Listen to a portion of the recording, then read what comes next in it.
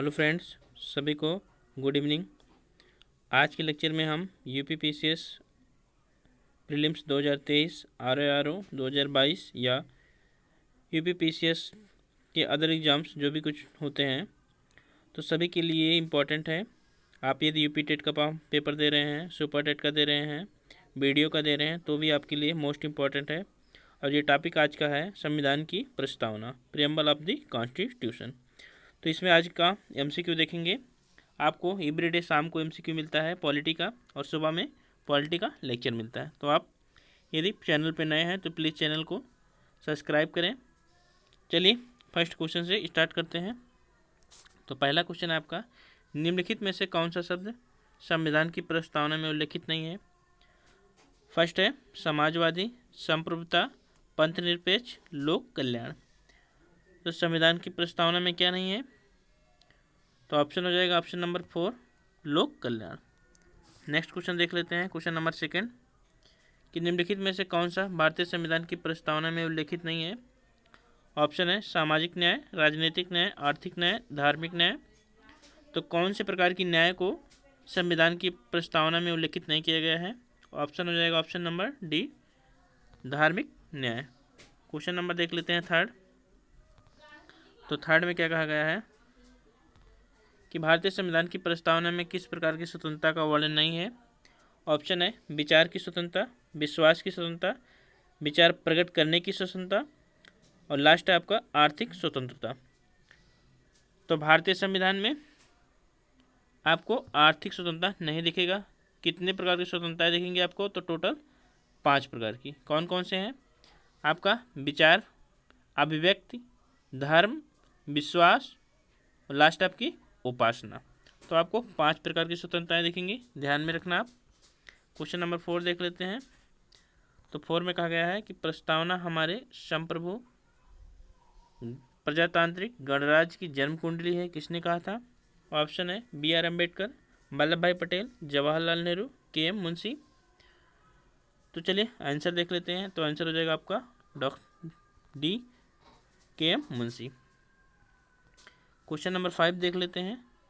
तो किस वाद में उच्चतम न्यायालय ने प्रस्तावना को संविधान का भाग नहीं माना था? ऑप्शन है बेरुवारीवाद, गोलकनाथवाद, केशवानंद भारती केस, सज्जन सिंह केस।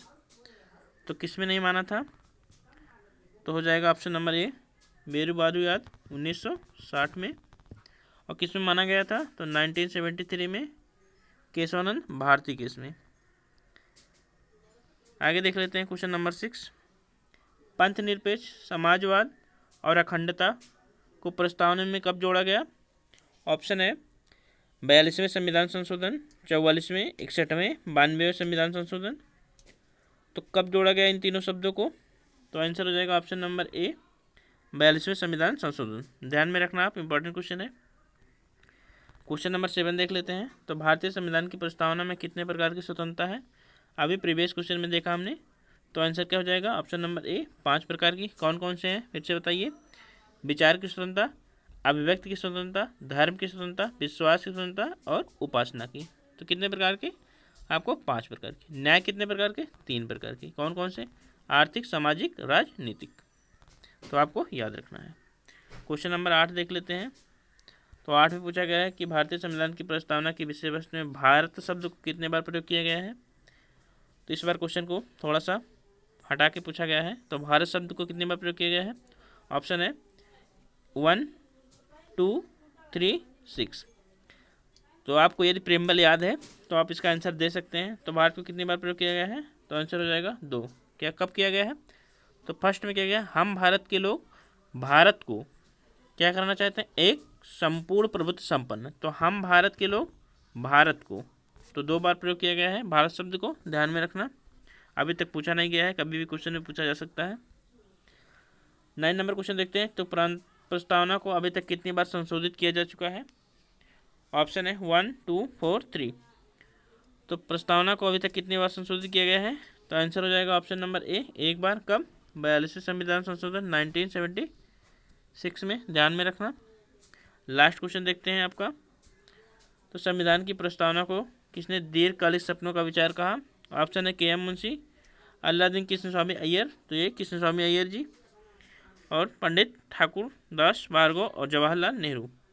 तो किसने कहा? तो आंसर हो जाएगा option number B, Alladi Krishnaswamy Iyer. तो आपका प्रस्तावना जो है बहुत सा छोटा सा टॉपिक है, ज़्यादा बड़ा नहीं, इसलिए आपको 10 क्वेश्चन मिले हैं। यदि वीडियो अच्छा लगे तो लाइक करें, शेयर करें, सब्सक्राइब करें। धन्यवाद, मिलते हैं कल।